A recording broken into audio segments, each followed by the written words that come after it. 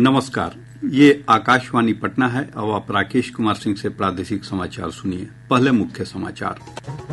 प्रदेश में बाढ़ क्षति का आकलन करने के लिए केंद्रीय टीम आज पटना आ रही है।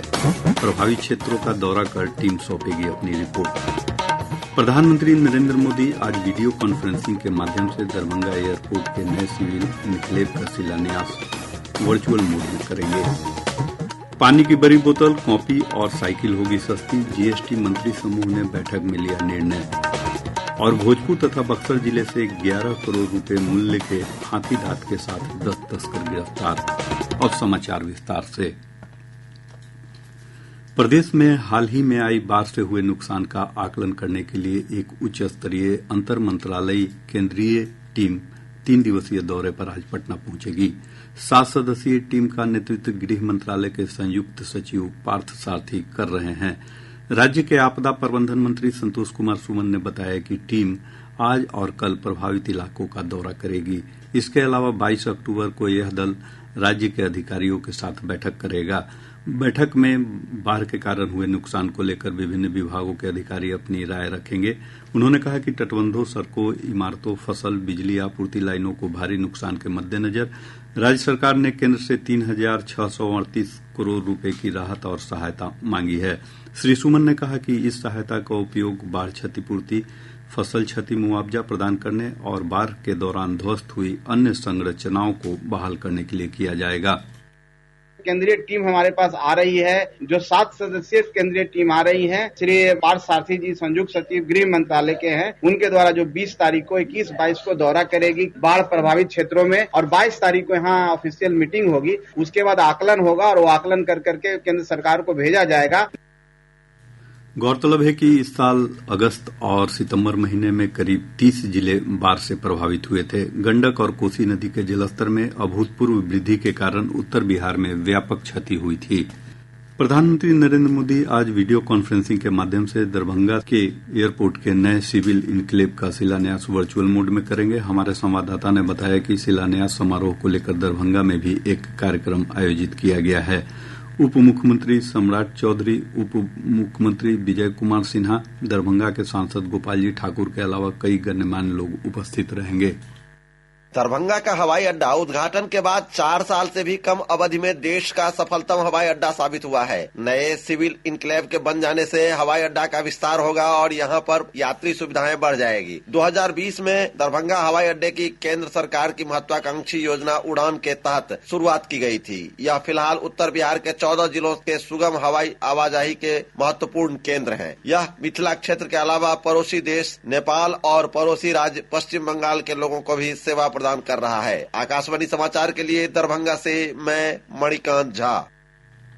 केंद्रीय कृषि और किसान कल्याण मंत्री शिवराज सिंह चौहान ने कहा है कि वर्ष 2024-25 के लिए खाद्यान्न उत्पादन का लक्ष्य 34 करोड़ 15,50,000 टन रखा गया है।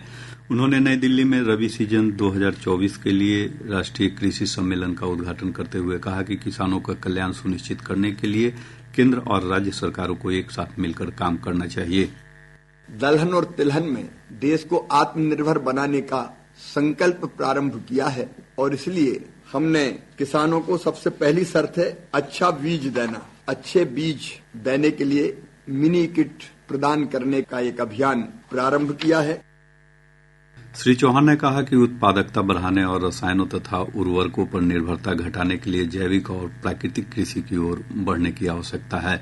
उन्होंने कहा कि सरकार का उद्देश्य प्रति हेक्टेयर उत्पादकता बढ़ाना और कृषि लागत घटाना तथा किसानों को उनकी फसल का उचित मूल्य दिलाना है। जीएसटी दर को आसान बनाने के लिए गठित मंत्रियों के समूह ने 20 लीटर पानी की बोतल, साइकिल और अभ्यास नोटबुक पर जीएसटी दर की सीमा घटाने का निर्णय लिया है।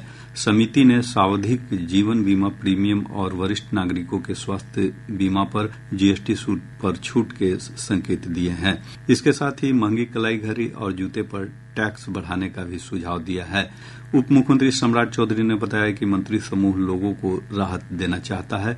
उन्होंने कहा कि सिफारिशों पर अंतिम फैसला जीएसटी परिषद करेगी। बिहार में विधानसभा की 4 सीटों तरारी, बेलागंज, इमामगंज और रामगढ़ के उपचुनाव को लेकर विभिन्न दलों ने अपने प्रत्याशियों के नाम की घोषणा शुरू कर दी है। एनडीए की ओर से भाजपा ने भोजपुर जिले की तरारी सीट पर विशाल प्रशांत और कैमूर जिले की रामगढ़ विधानसभा से पूर्व विधायक अशोक कुमार सिंह को उम्मीदवार घोषित किया है। विशाल प्रशांत पूर्व विधायक सुनील पांडेय के पुत्र हैं। वे हाल ही में जनता दल यूनाइटेड छोड़कर भाजपा में आए थे। हिन्दुस्तानी आवाम मोर्चा ने आपदा प्रबंधन विभाग के मंत्री संतोष कुमार सुमन की पत्नी दीपा मांझी को इमामगंज सीट से उम्मीदवार बनाने का फैसला किया है। इधर उपचुनाव वाले चारों सीटों पर नामांकन की प्रक्रिया चल रही है। नामांकन की अंतिम तिथि 25 अक्टूबर तक निर्धारित है। 28 अक्टूबर को नामांकन पत्रों की जांच होगी। मतदान 13 नवंबर को होगा। दीपावली और छठ पूजा पर उत्तरी और पूर्वी राज्यों की यात्रा करने वाले यात्रियों की भारी भीड़ को देखते हुए मध्य रेलवे ने दानापुर, छपरा, समस्तीपुर और मुंबई समेत देश के विभिन्न स्थानों से कुल 570 विशेष रेलगाड़ियां चलाने का फैसला लिया है।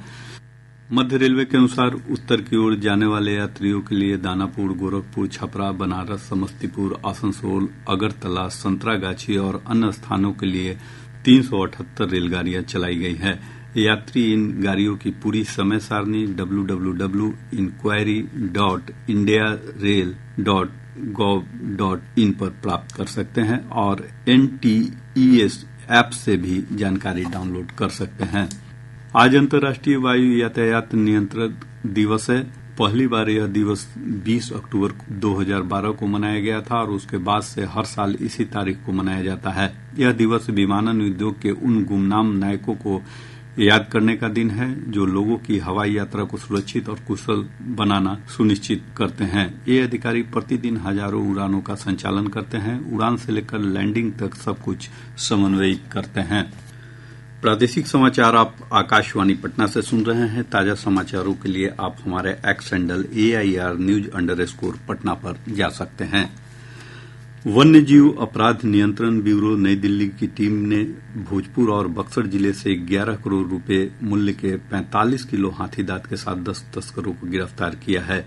भोजपुर के वन प्रमंडल पदाधिकारी ने बताया कि हाथी दांत को बरामद करने के लिए आरा, मुफस्सिल, नवादा और टाउन थाना क्षेत्र की पुलिस टीम ने संयुक्त रूप से कार्रवाई की। अधिकारी ने बताया कि 2 हाथी दांत और कुछ पशुओं बक्सर से बरामद किए गए हैं। उन्होंने कहा कि 5 तस्कर आरा से और 5 बक्सर से पकड़े गए हैं।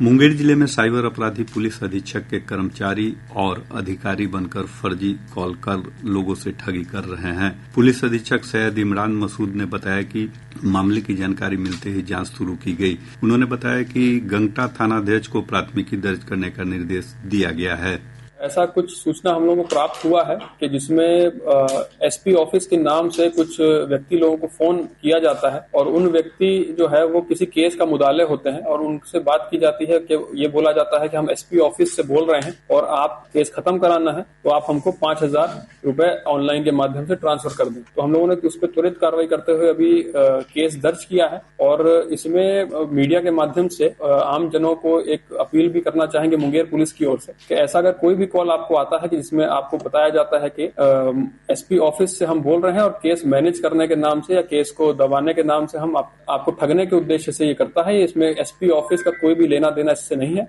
प्रदेश में डेंगू के नए मामलों के मिलने का सिलसिला लगातार जारी है। पिछले 24 घंटों के दौरान 189 नए मामलों की पुष्टि हुई है। इसमें 97 मरीज पटना के हैं। इधर वैशाली में 12, बेगूसराय में 10, सिवान में 9, मुजफ्फरपुर और गया में 6 समेत अन्य जिलों से भी मरीजों के मिलने का सिलसिला जारी है। वहीं राज्य में अब तक डेंगू के 5,449 मामलों की पुष्टि हो चुकी है। केंद्रीय स्वास्थ्य सेवा योजना के वरिष्ठ चिकित्सक डॉक्टर राकेश कुमार ने डेंगू से बचाव के संबंध में जानकारी दी। ये लोगों में भ्रांतियां हैं कि प्लेटलेट की कमी होने से रोगी की स्थिति गंभीर हो जाती है। ऐसा नहीं है। प्लेटलेट की कमी होती है और कमी होने के कारण अगर ज्यादा कमी होगी तो शरीर में चित्तियां होने लगेंगी और अंदर खून का प्रसाव होने लगेगा, लेकिन उससे रोगी की मृत्यु नहीं होती है। कि मृत्यु जब भी होती है वो शरीर में पानी की कमी से होती है, तरल पदार्थ की कमी से होती है। तो हमें ये विशेष ध्यान रखना है कि हमारे शरीर में तरल पदार्थ की कमी किसी भी कीमत पर न हो। जितना संभव हो सके हम पानी पीते रहें और तरल पदार्थ है उसकी ज्यादा से ज्यादा सेवन करें। पटना में बन रहे समाहरणालय भवन में छठ के बाद कामकाज शुरू हो जाएगा। जिलाधिकारी डॉक्टर चंद्रशेखर सिंह ने इसकी जानकारी दी। इस परिसर में पुरानी इमारत के डच कालीन पिलरों को संरक्षित किया जा रहा है। जिलाधिकारी ने बताया कि नए बन रहे समाहरणालय भवन में 8 डच कालीन पिलर हैं। इन्हें संरक्षित किया जा रहा है। बधिर श्रेणी के खिलाड़ियों के लिए आयोजित T20 राष्ट्रीय क्रिकेट चैंपियनशिप के खिलाफ दिल्ली की टीम ने जीत लिया है। ऊर्जा स्टेडियम में कल खेले गए फाइनल मैच में दिल्ली ने पश्चिम बंगाल को पराजित कर खिताब पर कब्जा जमाया। 3 दिनों तक चले इस मुकाबले में देश की 19 टीमों ने भाग लिया। पटना के ऊर्जा स्टेडियम में आयोजित समापन समारोह में राज्यपाल राजेंद्र विश्वनाथ आर्लेकर और राजस्व तथा भूमि सुधार मंत्री डॉक्टर दिलीप जायसवाल ने विजेता और उप विजेता टीम को ट्रॉफी प्रदान की। इस अवसर पर राज्यपाल ने कहा कि दिव्यांगजनों के साथ लोगों को मानवीय व्यवहार करना चाहिए, उन्हें आगे बढ़ने के लिए अवसर प्रदान करने की आवश्यकता है। दुबई में महिला T20 क्रिकेट विश्व कप के फाइनल में आज न्यूजीलैंड का मुकाबला दक्षिण अफ्रीका से होगा। सेमीफाइनल में दक्षिण अफ्रीका ने पिछली बार के चैंपियन ऑस्ट्रेलिया को हराकर लगातार दूसरी बार फाइनल में प्रवेश किया है। केंद्रीय अन्वेषण ब्यूरो ने सासाराम के डाक अधीक्षक को 3,47,000 रुपये के साथ आरा रेलवे स्टेशन से गिरफ्तार किया है। पुलिस उनसे पूछताछ कर रही है। पटना जिले के 9 पैक्स अध्यक्ष और 91 कार्यकारिणी सदस्यों के चुनाव लड़ने पर जिला प्रशासन ने रोक लगा दी है। जिला सहकारिता पदाधिकारी समरेश कुमार ने बताया कि इन लोगों पर धान अधिप्राप्ति के बाद चावल जमा नहीं करने के लिए नोटिस जारी किया गया था। नोटिस का जवाब नहीं मिलने पर इन सभी पर प्राथमिकी दर्ज कराई गई है। और पटना से प्रकाशित प्रमुख समाचार पत्रों की सुर्खियां। आज के सभी समाचार पत्रों ने अलग अलग खबरों को प्रमुखता से प्रकाशित किया है। हिन्दुस्तान ने मुख्यमंत्री नीतीश कुमार के हवाले से लिखा है, मछली उत्पादन में बिहार हुआ आत्मनिर्भर, ड्रोन तकनीक के उपयोग से राज्य के मत्स्य पालकों को होगा लाभ। दैनिक जागरण ने आतंकियों के विमानों को उड़ाने की फर्जी कॉल को बड़ी खबर बनाया है। अखबार लिखता है 30 से ज्यादा विमानों को बम से उड़ाने की धमकी। दैनिक भास्कर ने शराब कांड पर लिखा है, जब लोग मरने लगे तो शराब शौचालय की टंकी में बहा दी। प्रभात खबर का शीर्षक है, ईडी ने संजीव हंस की 14 दिन की रिमांड मांगी। आज अखबार की सुर्खी है, ऑनलाइन हाजिरी पर शिक्षकों को मिलेगा अगला वेतन। और अब अंत में मुख्य समाचार एक बार फिर। प्रदेश में बाढ़ क्षति का आकलन करने के लिए केंद्रीय टीम आज पटना आ रही है। प्रभावित क्षेत्रों का दौरा कर टीम सौंपेगी अपनी रिपोर्ट। प्रधानमंत्री नरेंद्र मोदी आज वीडियो कॉन्फ्रेंसिंग के माध्यम से दरभंगा एयरपोर्ट के नए सिविल इनक्लेव का शिलान्यास वर्चुअल मोड में करेंगे। पानी की बड़ी बोतल, कॉपी और साइकिल होगी सस्ती, जीएसटी मंत्री समूह ने बैठक में लिया निर्णय। और भोजपुर तथा बक्सर जिले से 11 करोड़ रुपए मूल्य के हाथी दांत के साथ 10 तस्कर गिरफ्तार। इसके साथ ही आकाशवाणी पटना से प्रसारित प्रादेशिक समाचार का ये अंक समाप्त हुआ।